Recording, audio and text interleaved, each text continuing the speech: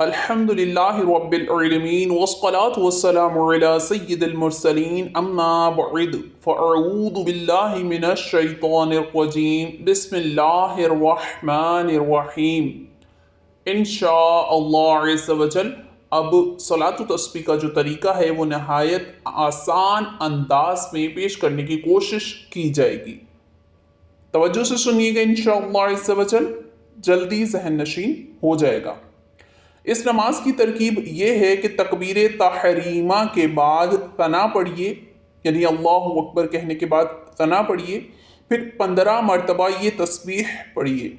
سبحان اللہ والحمد للہ ولا الہ الا اللہ واللہ اکبر، پھر اعوذ باللہ من الشیطان الرجیم اور بسم اللہ الرحمن الرحیم پڑھیے، اور سورہ فاتحہ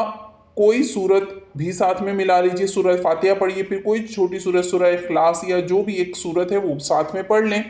اور رکوع سے پہلے 10 بار یہی تسبیح پڑھیے جو اوپر عرض کی گئی ہے، پھر رکوع کیجیے اور رکوع میں سبحان ربی العظیم 3 مرتبہ پڑھیے، پھر 10 مرتبہ یہی تسبیح پڑھیے، پھر رکوع سے سر اٹھائیے اور سمیع اللہ لمن حمدہ اور اللہم ربنا ولک الحمد پڑھ کر پھر کھڑے کھڑے 10 مرتبہ یہی تسبیح پڑھیے،